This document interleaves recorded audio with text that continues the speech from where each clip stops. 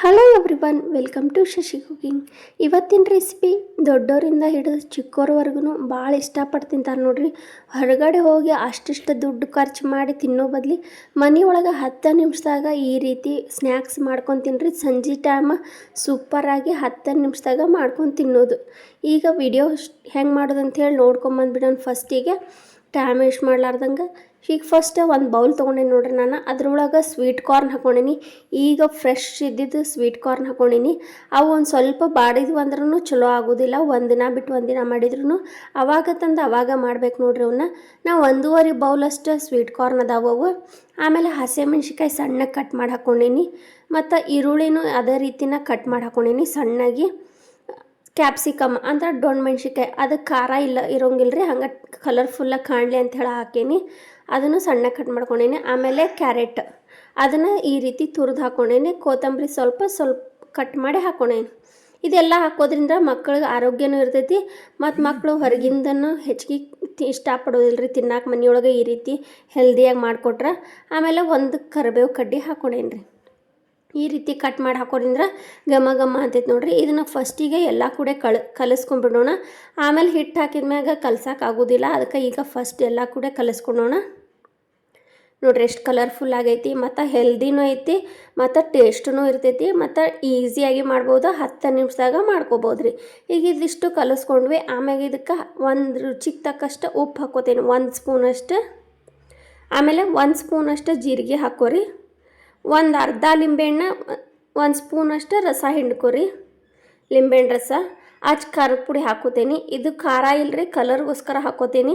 ನಾವು ಹಸಿಮೆಣ್ಸಿಕಾಯಿ ಹಾಕವಲ್ಲ ಅಷ್ಟೇ ಖಾರ ಸಾಕು. ಇದಕ್ಕೆ ಖಾರ ಇಲ್ಲಾರ್ದ ಬರೀ ಕಲರ್ಗೆ ಕಾಣಲಿ ಅಂಥೇಳಿ ಕಲರ್ಗೋಸ್ಕರ ಹಾಕೊಂಡೇನಿ ನೋಡ್ರಿ. ಇದನ್ನು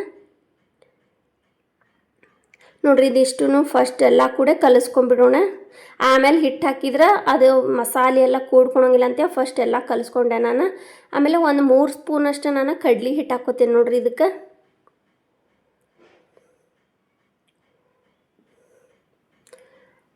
ಆಮೇಲೆ ಇದಕ್ಕೆ ಅಕ್ಕಿ ಹಿಟ್ಟು ಇಲ್ಲಾಂದ್ರೆ ನಿಮ್ಮ ಕಡೆ ಕಾರ್ನ್ಫ್ಲವರ್ ಹಿಟ್ಟು ಹಾಕ್ಬೋದು, ಇಲ್ಲಾಂದ್ರೆ ಮೈದಾ ಹಿಟ್ಟು ಹಾಕ್ಬೋದು, ಇಲ್ಲಾಂದ್ರೆ ರವೆ ಹಾಕ್ಬೋದು.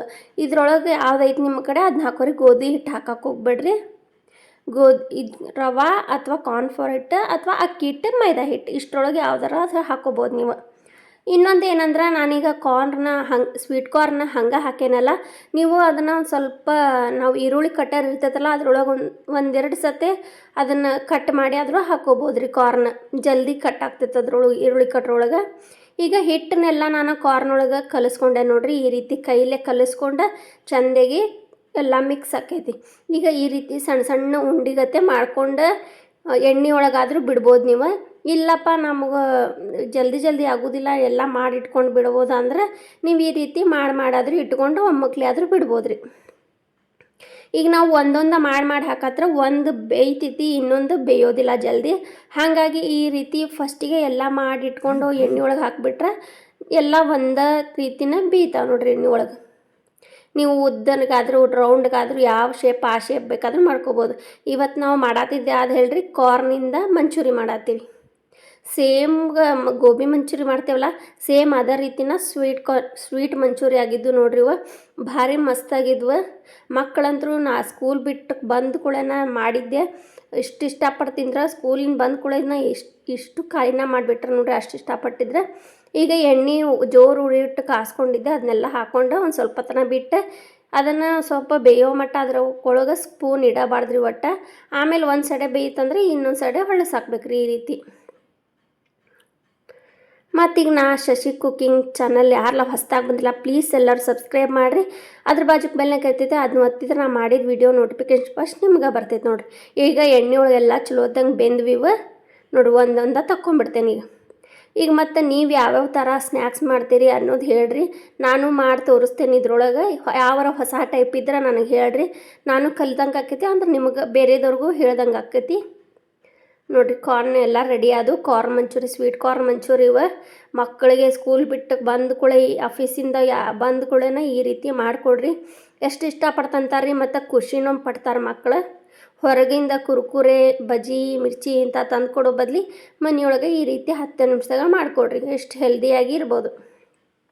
ಒಂದು ಬೌಲ್ ಕಾರ್ನಿಗೆ 30 ರೂಪಾಯಿ ಹೊರಗಡೆ ನೀವು ಮನೆಯೊಳಗೆ ಎಷ್ಟು ಬೇಕಾದಷ್ಟು ಮಾಡ್ಕೊಂಡು ತಿನ್ಬೋದು ಅದನ್ನು.